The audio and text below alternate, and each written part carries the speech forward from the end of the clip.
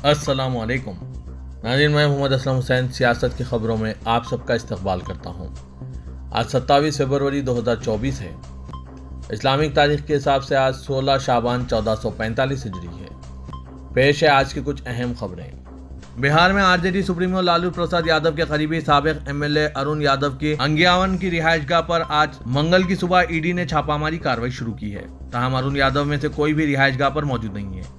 Enforcement directorate की team बड़ी तादाद में पुलिस अफसरान के साथ आज मंगल की सुबह यहां पर पहुंची और पूछगुछ कर रहे हैं। ईडी ने लैंड फॉर जॉब मेले में कार्रवाई की है। अरुण यादव की अहलिया किरण देवी संदेश से आरजेडी एमएलए है। मालूमात के मुताबिक किरण देवी के बेटे से पूछगुछ की जा रही है और इस दौरान किसी को भी घर में आने और जाने की इजाजत नहीं है। अरुण यादव भोजपुर से साबिक रुकन असेंबली रह चुके हैं। उत्तर प्रदेश, हिमाचल प्रदेश और कर्नाटक में राज्यसभा की 15 सीटों पर आज इंतखाबात हो रहे हैं। इन तीनों रियासतों में वोटिंग एक इजाफी उम्मीदवार के दाखिल होने की वजह से हुई है। इंतखाबी नतायज का ऐलान आज शाम में ही किया जाएगा। इलेक्शन कमीशन ने आज 27 फरवरी को 15 रियासतों में 56 सीटों के लिए इंतखाबात का ऐलान किया था। इनमें से 41 उम्मीदवार बशमुल 20 बीजेपी उम्मीदवार 12 रियासतों में बिला मुकाबला मुंतखब हुए। आज मंगल को उत्तर प्रदेश की 10, कर्नाटक की 4 और हिमाचल प्रदेश की 1 सीट पर वोटिंग जारी है। उत्तर प्रदेश की 10 सीटों के लिए 11 उम्मीदवार अपनी किस्मत आजमा रहे हैं। बीजेपी से नवीन जैन, आरपीएन सिंह चौधरी, तेजवीर सिंह, अमरपाल मौर्य, साधना सिंह, संगीता, सुधांशु त्रिवेदी और संजय सेठ मैदान में हैं, जबकि समाजवादी पार्टी की तरफ से जया बच्चन, आलोक रंजन और रामजी सुमन मैदान में हैं। उत्तर प्रदेश 403 रुकनी असेंबली में सिर्फ 397 एमएलए अपना वोट डाल सकेंगे। 4 सीटें खाली है। हर उम्मीदवार को जीतने के लिए 37 वोट दरकार हैं। बीजेपी के 285 एमएलए हैं और समाजवादी पार्टी के पास 108 एमएलए हैं। भारतीय जनता पार्टी के 7 और समाजवादी पार्टी के 2 उम्मीदवारों की जीत यकीनी है। बीजेपी को अपने 8वें उम्मीदवार को जीतने के लिए मजीद 8 वोट दरकार हैं।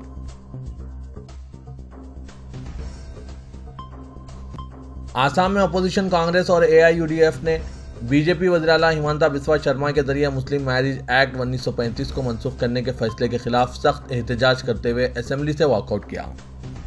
जहां एक तरफ एआईयूडीएफ ने रियासती काबीना के जरिए एक्ट की मनसूखी को मंजूरी देने के फैसले के खिलाफ असेंबली में तहरीक इल्तवा पेश की, वहीं कांग्रेस ने कहा है कि इस एक्ट को मनसूख किए बगैर इसमें तरमीम की जा सकती है। ताहम स्पीकर ने इस मामले पर तहरीक इल्तवा की दरख्वास्त मुस्तरद कर दी।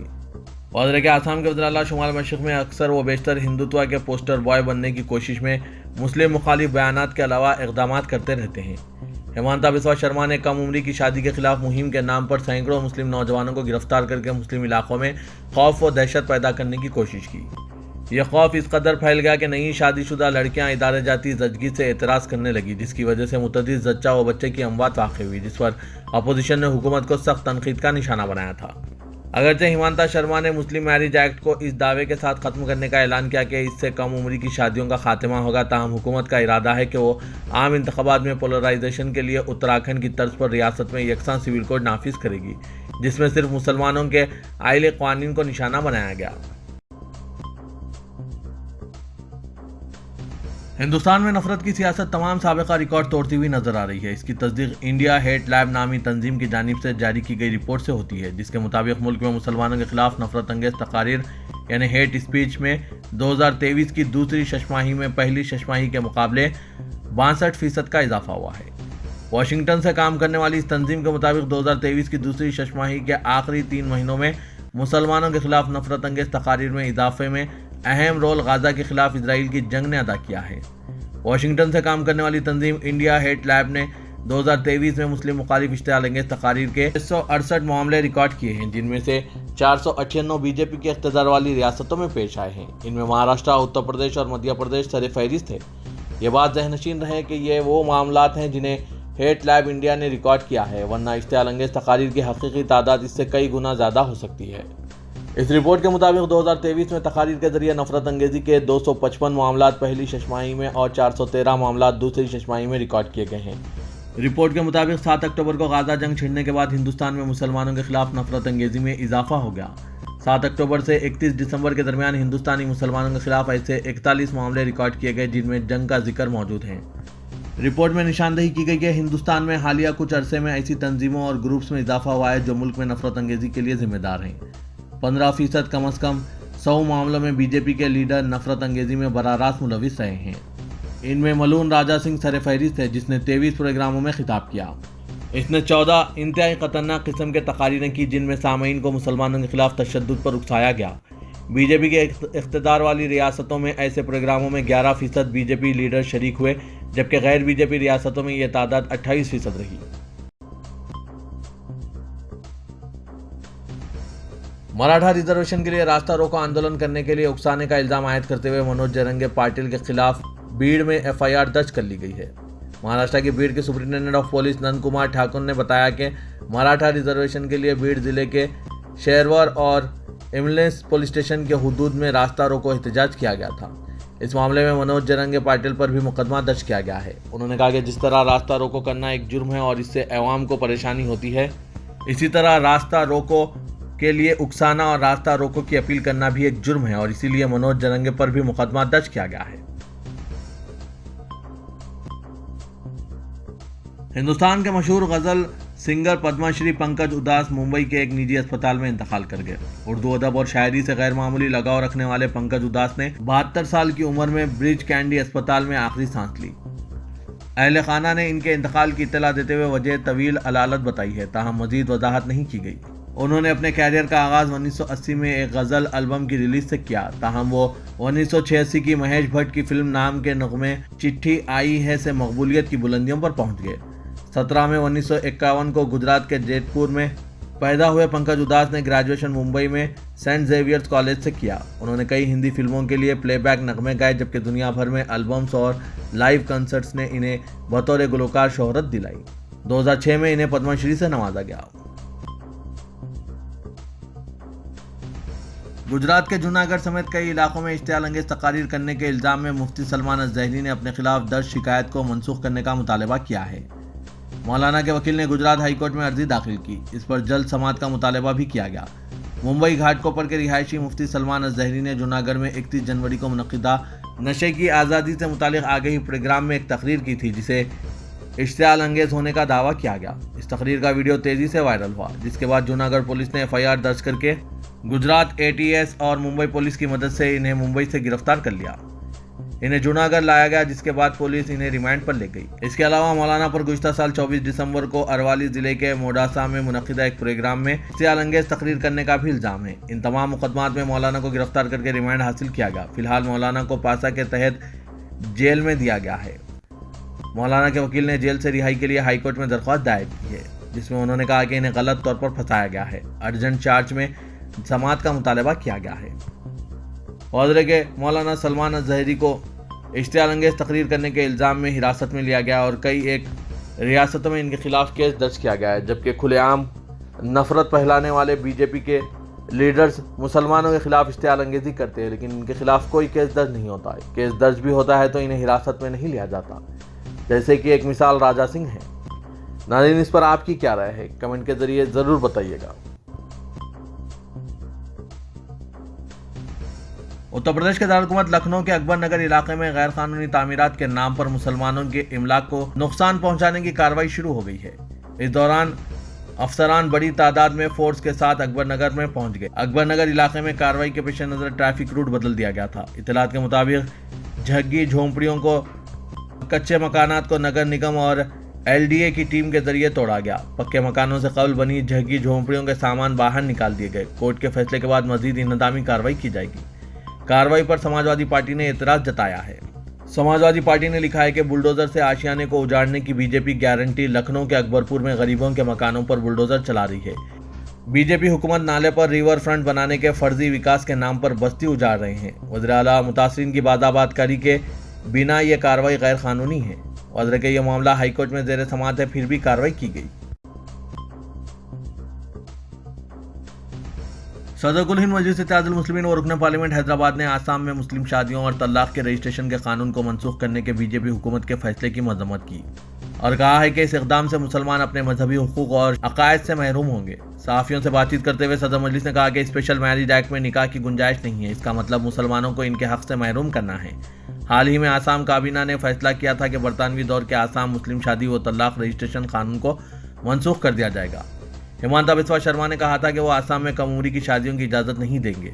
1935 के इस कानून में ऐसी शक़ें शामिल हैं जिनके तहत लड़कियां 18 साल और लड़के 21 साल से कबल भी शादी कर सकते हैं। असदुद्दीन ओवैसी ने कहा कि आसाम की बीजेपी हुकूमत ने इस कानून को ख़त्म करने का फैसला किया है। पहले शादियां काजी के जरिए या मैरिज रजिस्ट्रार के जरिए दर्ज होती थी और लोग मैरिज सर्टिफिकेट हासिल करते थे, लेकिन अब इस निज़ाम को ख़त्म किया जा रहा है। स्पेशल मैरिज एक्ट में निकाह की कोई गुंजाइश नहीं है, जो मुसलमानों का मजहबी हक है।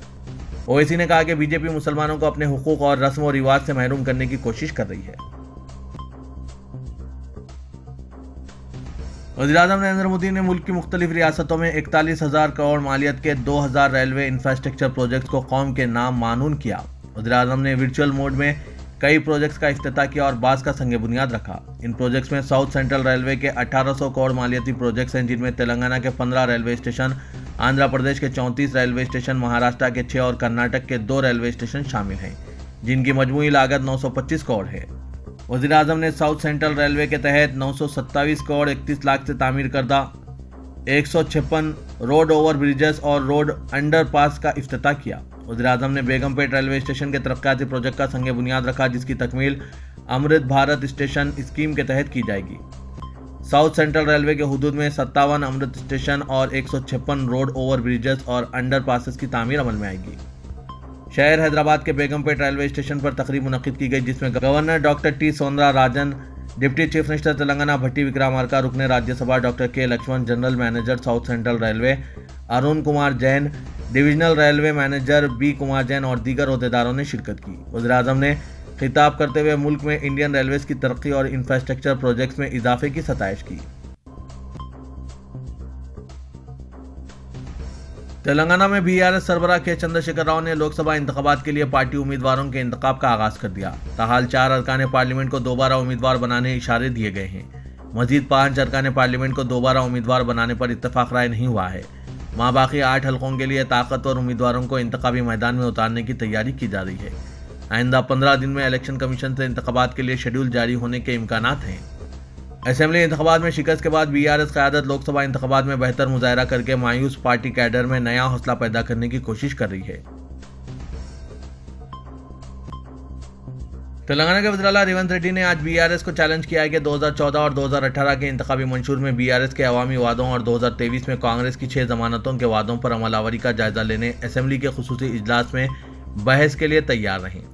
सिंगारेनी के मुलाजमीन को 1 करोड़ रुपए के हादसाती बीमा की स्कीम को मुतारिफ करने के बाद मुनक्किदा तकरीब से खिताब करते हुए रेवंत रेड्डी ने कहा कि रियासत में गरीबों को फ़ायदा पहुंचाने वाले कामों को अंजाम देते हुए इनकी हुकूमत आगे बढ़ रही है। माली डिसिप्लिन पर अमल करते हुए समाज के तमाम तबकात को मुतमईन करने की इनकी हुकूमत हर मुमकिना कोशिश कर रही है। उन्होंने कहा कि रियासत की तश्कील के वक्त पहले साल में कर्ज ली हुई रकम पर 6,000 करोड़ की किस्त अदा की जाती थी, लेकिन 10 साल में कर्ज की यह किस्त 70,000 करोड़ तक पहुंच गई है। यानी हुकूमत को हर साल 70,000 करोड़ रुपए की रकम बतौर कर्ज की अदायगी करनी पड़ रही है। उन्होंने कहा कि रियासत के फाजिल बजट को चंद्रशेखर राव के हाथ में रखा गया था, जिन्होंने 10 साल में रियासत का दिवालिया निकाल दिया, जिसकी वजह से हर साल 70,000 करोड़ की रकम अदा करनी पड़ रही है।